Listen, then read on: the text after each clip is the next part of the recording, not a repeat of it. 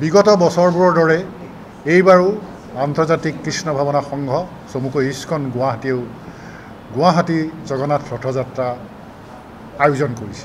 এই ৰথযাত্ৰা অহা দেওবাৰ 7 জুলাই বিয়লি 2টা বজাত আৰম্ভ হ'ব। এই ৰথযাত্ৰা আৰম্ভ হোৱাৰ আগতে আমাৰ এখনি উদ্বোধনী সভা হ'ব। এই উদ্বোধনী সভাত আমাৰ কেইগৰাকীমান বিশিষ্ট ব্যক্তিৰ উপস্থিতিত আমাৰ এই ৰথযাত্ৰাৰ শুভ উদ্বোধন কৰা হ'ব।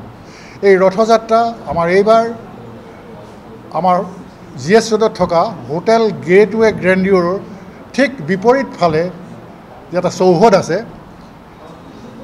আৰু সেই জায়গাটুকুৰ হৈছে শ্ৰীনগৰ ট্ৰেফিক পইণ্ট।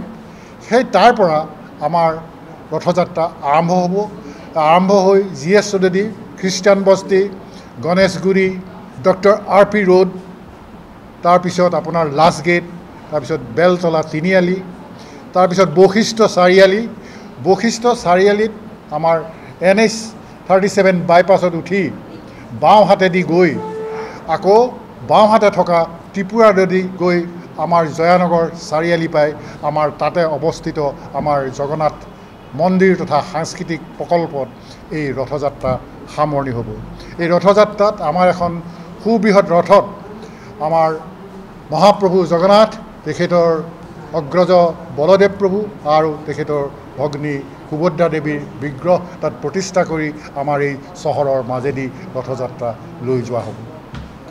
আৰু এই ৰথযাত্ৰা অহা 15 জুলাই সোমবাৰ এই ৰথযাত্ৰা উল্টা ৰথযাত্ৰাৰে সামৰণি পৰিব। এই উল্টা ৰথযাত্ৰাৰ আমাৰ যাত্ৰাপথ হৈছে আমাৰ আৰম্ভ হ'ব কটন বিশ্ববিদ্যালয়ৰ সন্মুখৰ পৰা পাণবজাৰ, ফাঁচী বজাৰ, পুৰণা কেন্দ্ৰীয় কাৰাগাৰ তথা মাছখোৱা হৈ আমাৰ AT ৰোডত উঠিবগৈ, AT ৰোডৰ ফ্লাইঅভাৰ।